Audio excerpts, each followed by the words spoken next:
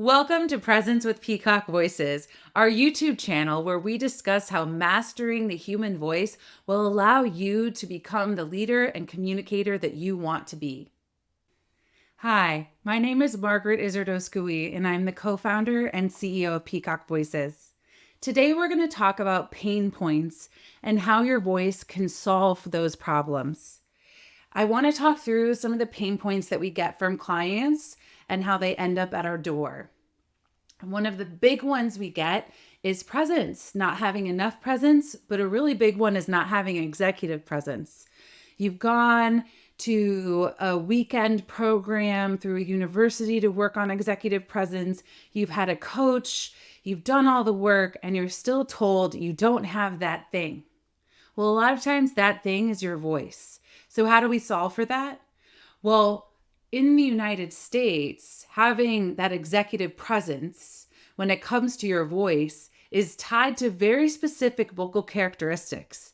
And so at Peacock Voices, we teach you how to utilize those characteristics so that you can have a stronger presence that still matches with who you are and your identity.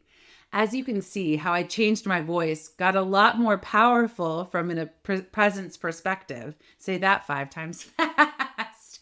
But depending on how you use your voice, that actually really can impact your presence in the world. Another pain point that we get a lot is trouble being heard. I don't know if you've ever been in this situation, but maybe you've had an idea, you've been around the conference table, you've said that idea, nobody responds, and then 5 minutes later, a colleague who's got a louder voice or who maybe looks different from you says the exact same thing, and all of a sudden, it's the best idea since sliced bread, right? This is so frustrating. But how you use your voice can actually really impact how people buy into your ideas.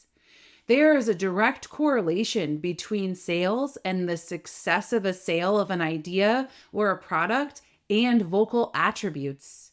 So how you use your voice can actually change your ability to be persuasive, your ability to be heard, and your ability to kind of take command and control of a conversation.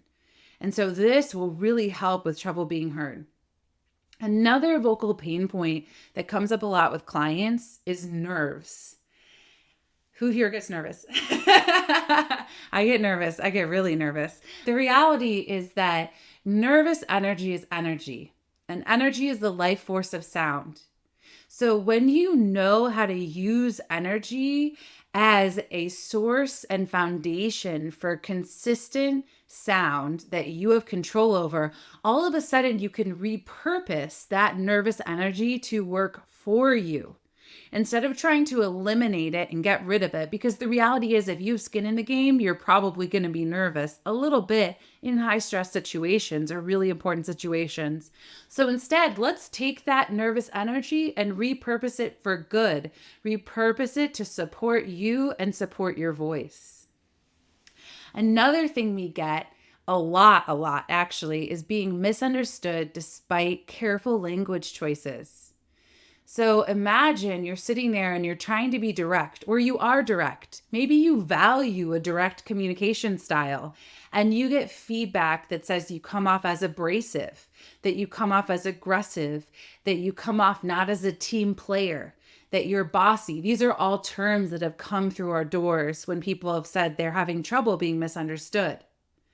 Now, what would happen if you could be as direct in content as you always have been, but the way people received it is in a less abrupt or aggressive manner? For instance, I need this done by tomorrow. If you say, I need this done by tomorrow, or I need this done by tomorrow, or I need this done by tomorrow, or I need this done by tomorrow, right? All of these are different ways to say that, and they mean different things to the listener. So how you use your voice can actually change how people hear things. Hi, how are you? And hi, how are you? Aren't the same thing. So being careful with language matters, but also how you say that language can matter even more. We've also had clients come in with issues with audience engagement. Perhaps they give weekly reports or they give lots of presentations and they notice people are sitting there on their phones, checking their email, doodling, whatever, not paying attention. Understanding how vocal properties can change people's attention spans is really quite important, right? So, how you use your voice can change how much people pay attention, right? I just employed a couple of different vocal things to do that, but I guarantee you I got your attention, right? So, all of these things are things we can play with. Not having control over your voice is another thing that we get a lot. This can sometimes be tied with nerves.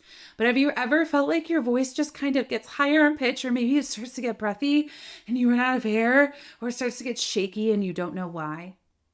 Understanding how to use your voice and what supports consistent sound really helps you control and be able to predict what comes out of your mouth and how it comes out of your mouth.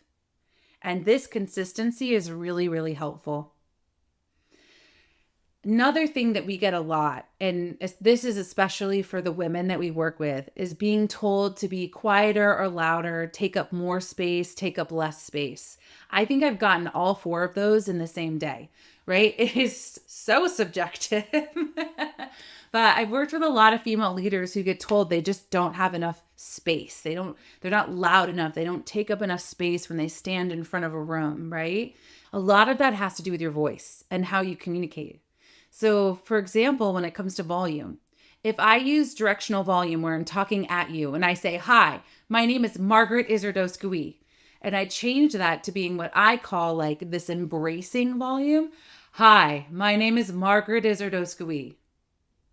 Those two volumes have completely different reactions for the listener, right?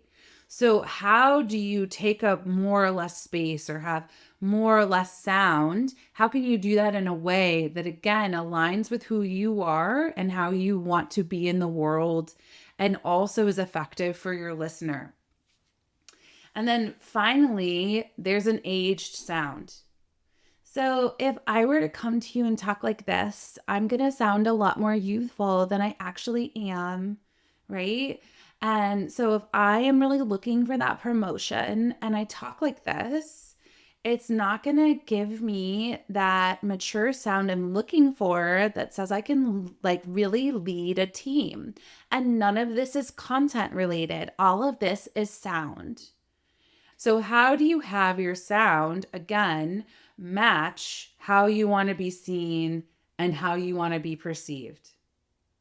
I hope this was really interesting for you. I look forward to seeing you in other episodes, and I hope you have a fabulous day.